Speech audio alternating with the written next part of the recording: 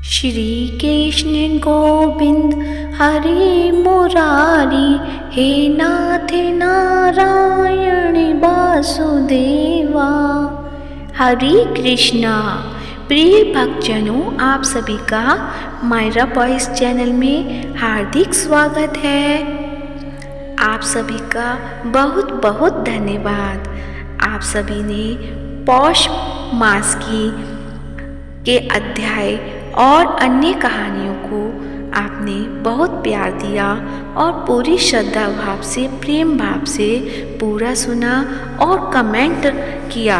उसके लिए आप सभी का बहुत बहुत धन्यवाद।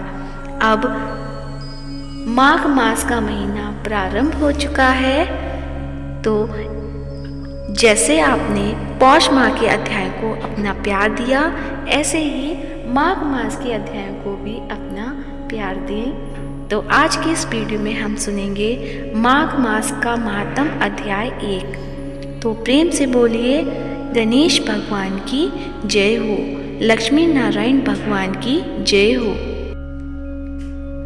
पूर्णिमा पर माघ नक्षत्र होने की वजह से ऋषि मुनियों ने इस महीने का नाम माघ रखा था।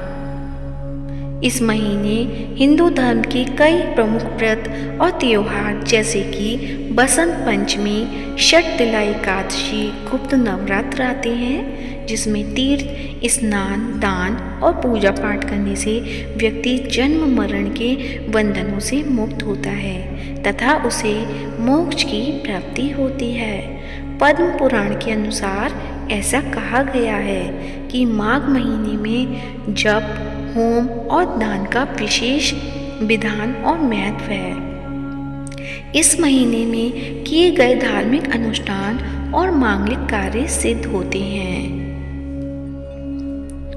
तो हिंदू पंचांग के अनुसार माघ माह की शुरुआत मकर संक्रांति के दिन से होती है, जब सूर्यदेव उत्तरायण में प्रवेश करते हैं। इस साल माघ मास का प्रारंभ 14 जनवरी से होगा और इसका समापन अगले महीने 12 फरवरी को होगा। मान्यताओं के अनुसार माघ माह के हर शनिवार को काले उड़द और काले तिल का दान करना शुभ माना जाता है। ऐसा माना जाता है कि इससे जातक को भगवान शनि देव की कृपा प्राप्त होती है, साथ ही उसे कंगाली से छुटकारा मिलता है। शास्त्रों के अनुसार माघ माह में प्रतिदिन शिवलिंग का काले तिल और जल से अभिषेक करने और मंत्रों का जाप करने से व्यक्ति को रोग दोषों से छुटकारा मिलता है। माघ माह में विधिवत पूर्वक श्री हरि, माँ लक्ष्मी और तुलसी माता की पूजा करने से सुख और समृद्धि में वृद्धि होती है। माघ माह में सूर्य देव के साथ साथ भगवान विष्णु की पूजा अवश्य करनी चाहिए। इस पूरे माह में किए जाने वाले कामों का शुभ फल मिलता है। माघ के महीने में रोजाना गीता का पाठ करना फलदायी माना जाता है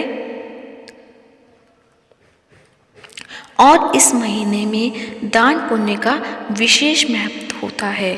इस माह में तामसिक चीज़ों का सेवन नहीं करना चाहिए, गलत भाषा का प्रयोग भी नहीं करना चाहिए और अपने बड़े बुजुर्ग और महिलाओं का अपमान नहीं करना चाहिए। तो आइए सुनते हैं आज माघ मास का महात्म 1। तो प्रेम से बोलिए विष्णु भगवान की जय हो, तुलसी माता की जय हो। एक समय श्री सूत जी ने अपने गुरु श्री व्यास जी से कहा कि गुरुदेव, कृपा करके आप मुझे माघ मास का महात्म कहिए, क्योंकि मैं आपका शिष्य हूँ। व्यास जी कहने लगे कि रघुवंश के राजा दिलीप एक समय यज्ञ के स्नान के पश्चात पैरों में जूते और सुंदर वस्त्र पहनकर शिकार की सामग्री से युक्त कवच और शोभायमान आभूषण पहने हुए अपने सिपाहियों से घिरे हुए जंगल में शिकार खेलने के लिए अपनी नगरी से बाहर निकले उनके सिपाही जंगल में शिकार के लिए मृग, व्याघ्र, सिंह आदि जंतुओं की तलाश में इधर उधर फिरने लगे। उस वन में वन स्थली अत्यंत शोभा को प्राप्त हो रही थी। कहीं कहीं मृगों के झुंड फिरते थे, कहीं गीदड़ अपना भयंकर शब्द कर रहे थे, कहीं गैंडों का समूह हाथियों के समान फिर रहा था, कहीं वृक्षों के कोटरों में बैठे हुए उल्लू अपना भयानक शब्द कर रहे थे, कहीं सिंहों के पद चिन्हों के साथ घायल मृगों के रक्त से भूमि लाल हो रही थी, कहीं दूध से भरी थनों वाली सुंदर भैंसें फिर रही थीं, कहीं पर सुगंधित पुष्प, हरी भरी लताएं वन की शोभा को बढ़ा रही थीं, कहीं बड़े बड़े पेड़ खड़े थे तो कहीं पर उन पेड़ों पर बड़े बड़े अजगर और उनकी कैचुलियां भी पड़ी हुई थीं। उसी समय राजा के सिपाहियों के बाजे की आवाज़ सुनकर एक मृग वन में से निकलकर भागने लगा और बड़ी बड़ी चौकड़ियां भरता हुआ आगे बढ़ा। राजा ने उसके पीछे अपना घोड़ा दौड़ाया, परंतु मृग पूरी शक्तिशाली से भागने लगा। मृग कांटेदार वृक्षों के एक जंगल में घुसा और राजा ने भी उनके पीछे वन में प्रवेश किया, परंतु दूर जाकर मृग राजा की दृष्टि से ओझल होकर निकल गया। राजा निर्जन वन में अपने सैनिकों सहित प्यास के मारे अति दुखी हो गया। दोपहर के समय अधिक मार्ग चलने से सैनिक थक गए और घोड़े रुक गए। कुछ देर बाद राजा ने एक बड़ा भारी सुंदर सरोवर देखा जिसके किनारे पर घने वृक्ष थे। इसका जल सज्जनों के हृदय के समान स्वच्छ और पवित्र था। सरोवर का जल लहरों से बड़ा सुंदर लगता था। जल में अनेक प्रकार की जल जंतु, मछलियां आदि स्वच्छंदता से इधर उधर फिर रही थीं। दुष्टों के समान निर्दयी चित्त वाले मगरमच्छ भी थे। किसी किसी जगह लोभी के समान सिमाल भी पड़ी हुई थीं।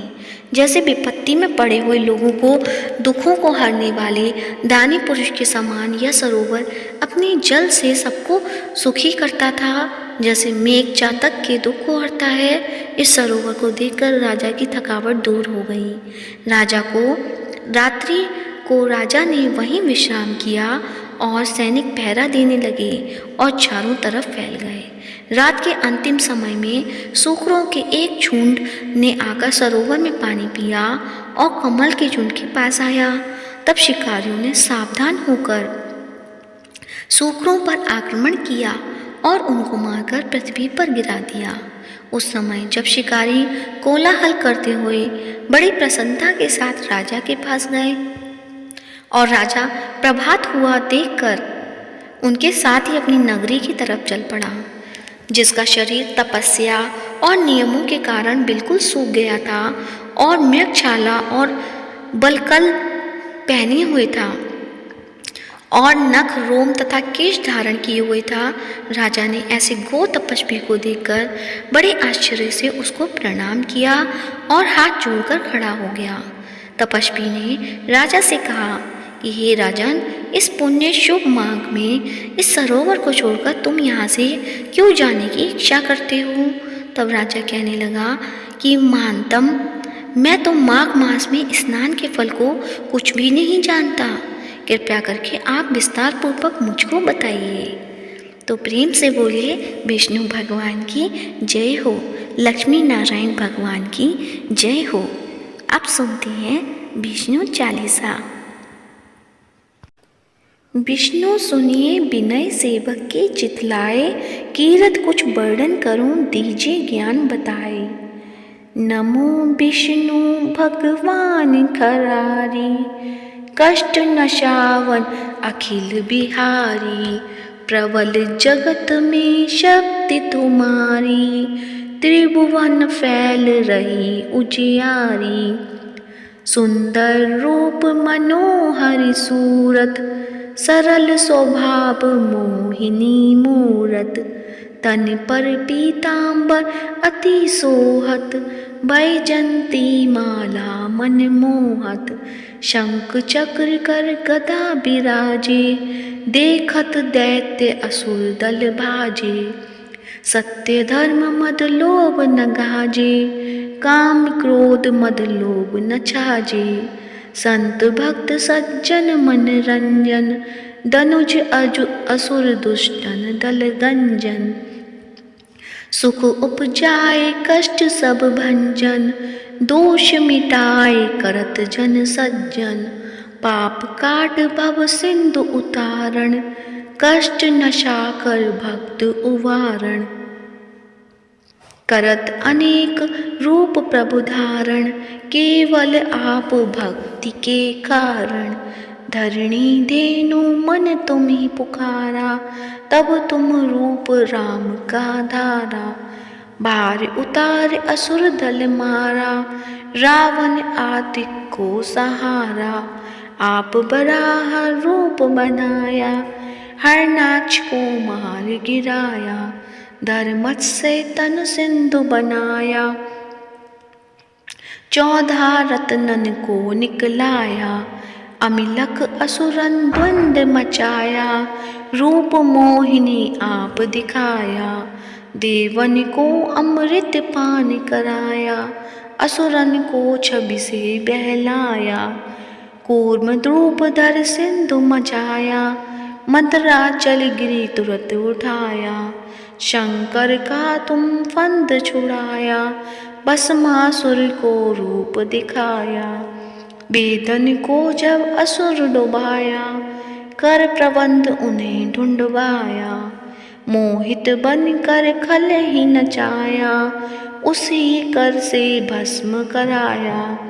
असुर जलंधर अति बलदाई, शंकर से उनकी न लड़ाई। हारे पार शिव सकल बनाई, कीन सती से छल खल जाई। सुमिरन कीन तुम्हें शिव रानी, बतलाई सब विपत कहानी। तब तुम बने मुनीश्वर ज्ञानी, वृंदा की सब सुरति बुलानी। देखन 3 धनुज शैतानी, वृंदा आए तुम्हें लपटानी। हो स्पर्श धर्म क्षतिमानी, हना असुर उर शिव सैतानी। तुमने दुर प्रहलाद उबारे,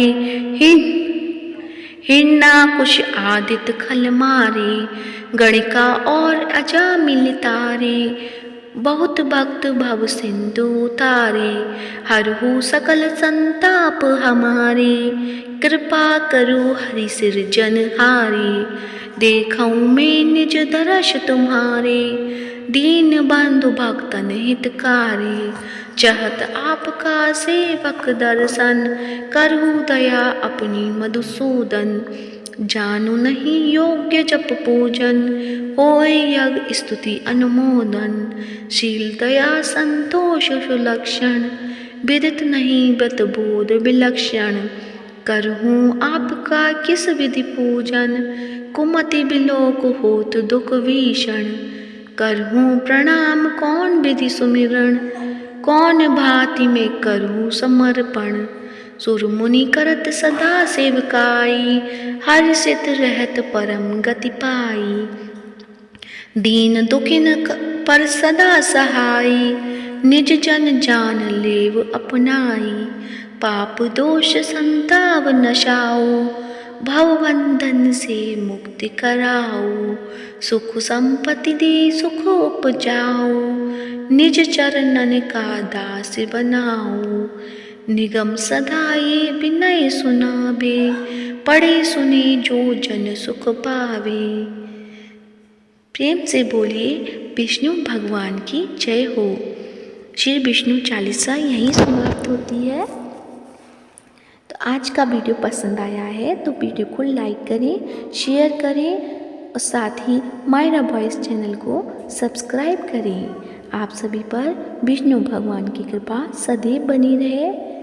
जय श्री हरि।